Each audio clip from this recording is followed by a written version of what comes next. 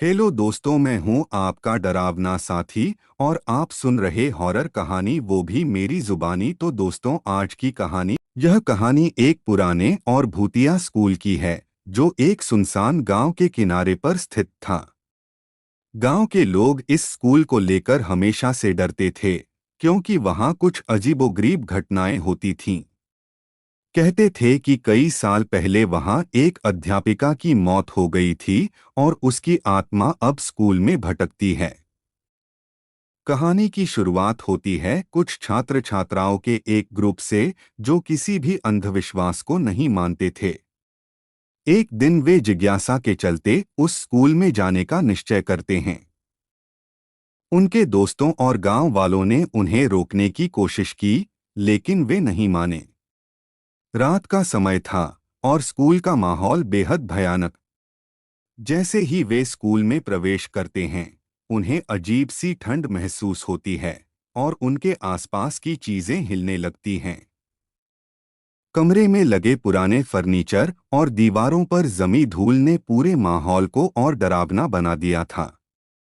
जब वे स्कूल के एक क्लासरूम में जाते हैं, वहां की दीवार पर खून से लिखा हुआ एक वाक्य दिखाई देता है, मेरा बदला अधूरा है। यह देखकर सबके होश उड़ जाते हैं। वे समझ जाते हैं कि यह आत्मा उसी अध्यापिका की है जिसकी मौत रहस्यमयी परिस्थितियों में हुई थी। कुछ देर बाद उनमें से एक छात्र को अचानक किसी अदृश्य शक्ति ने अपनी ओर खींच लिया और उसके शरीर पर खरोंच के निशान बन गए। सबने मिलकर उसे बचाने की कोशिश की, लेकिन आत्मा का खौफनाक अट्टहास पूरे स्कूल में गूंज उठा।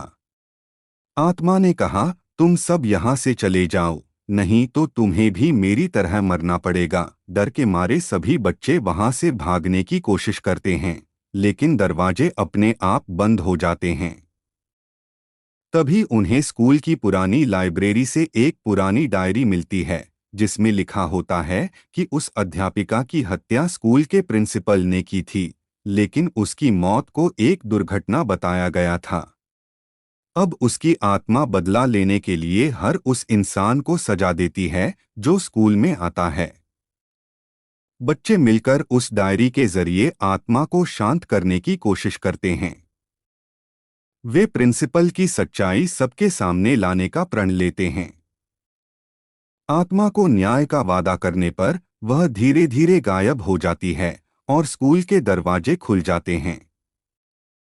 कहानी का अंत होता है जब बच्चे गांव में वापस लौटकर उस डायरी के आधार पर प्रिंसिपल की सच्चाई उजागर करते हैं और स्कूल को हमेशा के लिए बंद कर दिया जाता है।